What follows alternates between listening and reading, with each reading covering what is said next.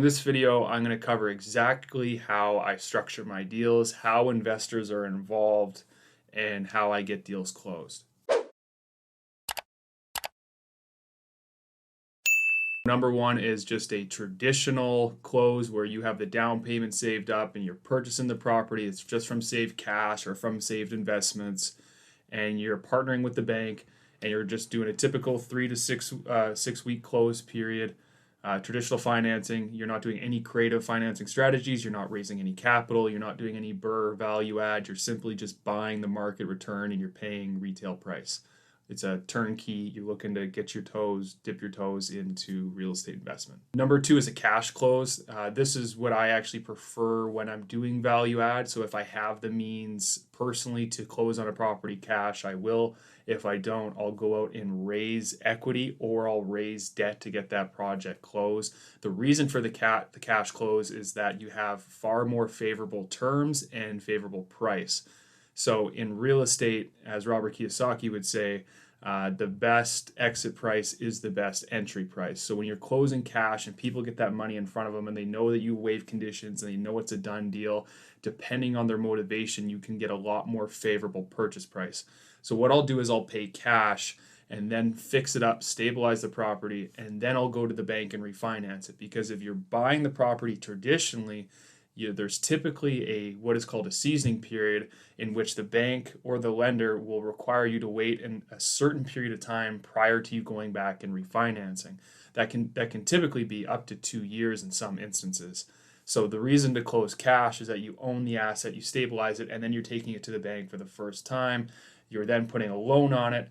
The proceeds from that loan come out. You pay off any sources that you use to get the deal funded, whether that if you use debt, you'd be paying off, debt from an investment partner, whether it's friend or family, paying off your lines of credit, paying off a HELOC mortgage or whatever credit facility you use to get that deal funded, you use it to pay that off.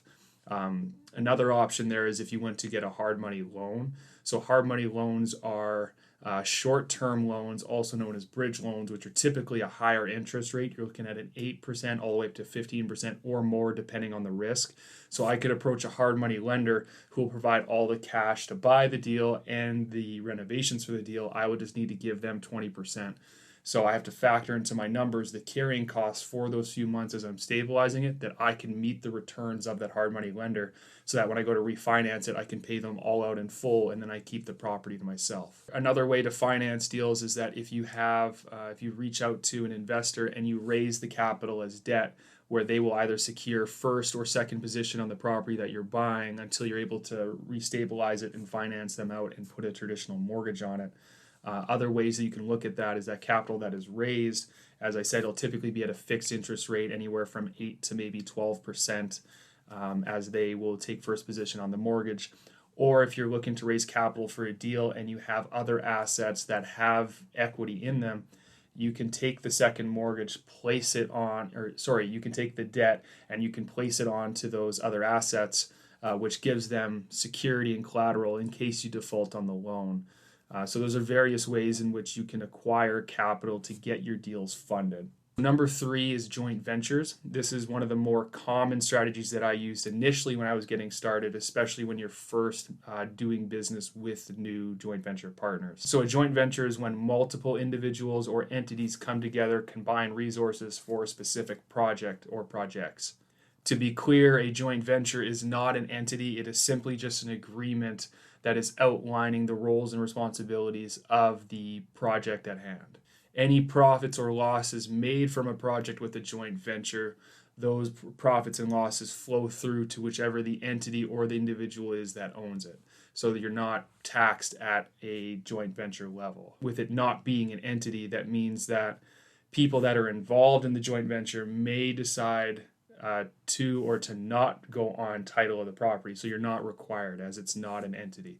Some people prefer to be on title as it gives them a greater sense of security knowing that they are on title of the property.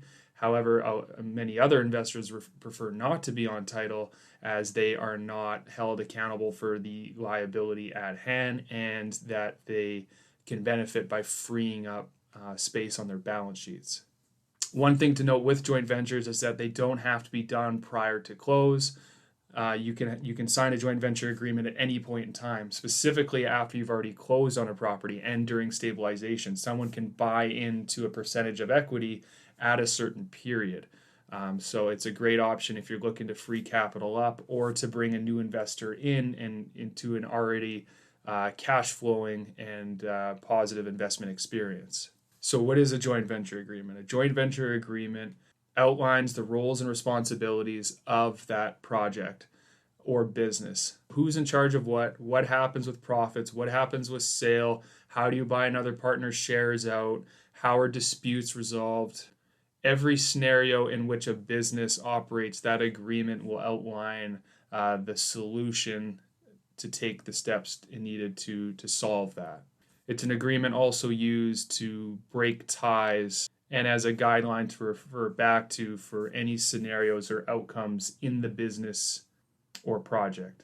How I structure my joint ventures, they are typically 50-50 splits. My responsibilities are to find the deal, to manage the deal, to oversee contractors, oversee property management, which oversees tenants, be responsible and prepare bookkeeping, accounting for tax time, to sponsor and guarantee the loan. I'm essentially responsible for all of the ongoing operations of the project or the business. The investor is simply just providing the capital to get the project going and to collect checks during the periods of distributions and or refinances. So profits and losses, if there is losses, is responsible proportionally to the JV agreement, which is 50-50 as I mentioned before. If the project requires a capital injection, otherwise known as a cash call, both myself and the investor are required to come up with 50% of the funds that are being injected into the deal. This could be due to unforeseen multiple expenditures, or we're looking to add additional improvements to what we had allocated in the initial plan. So basically, whenever we're contributing more funds into the project, it must come 50-50 from myself and from the investor. So we're sharing any sort of the loss and the profits. So for profits, how I have it structured is that the investor will get their entire initial investment back before I receive a dollar, with exceptions of distributions from cash flow.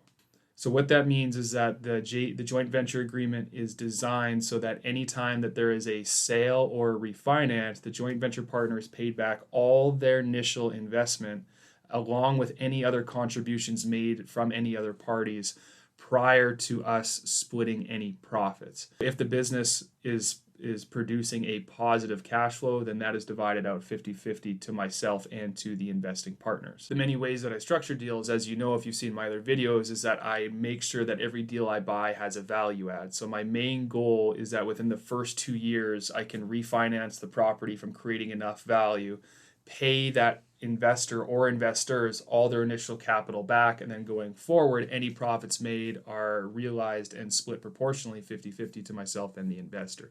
The same goes for refinance at that time and or sale. What is the cost of a JV agreement? A JV agreement is typically an 18-page document that is drawn up by lawyers.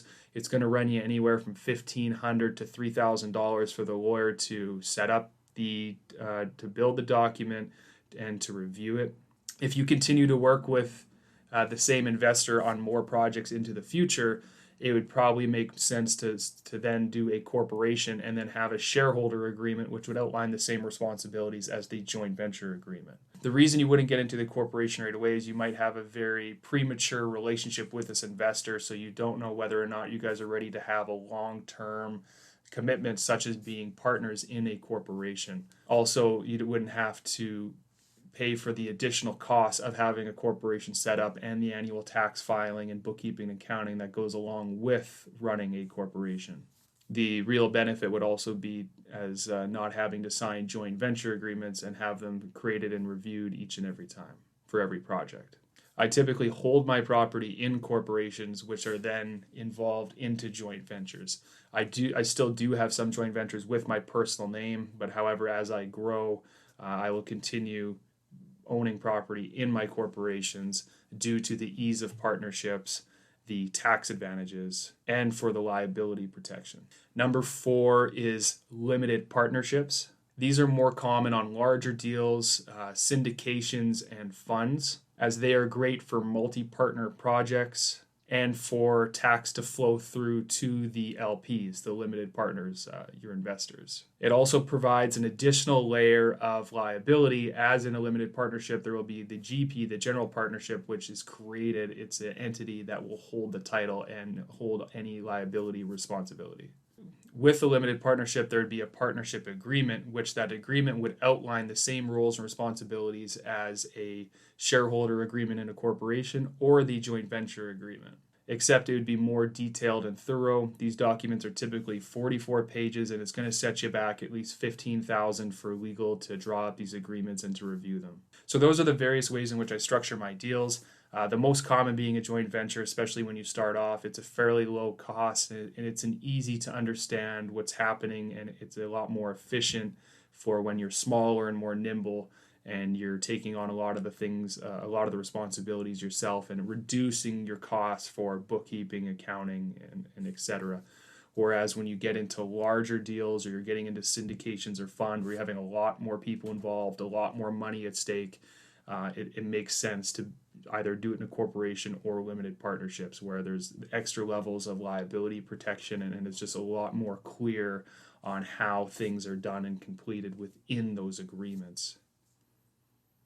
So hopefully you guys find some value in this video. Thank you very much for watching. I'll see you in the next one.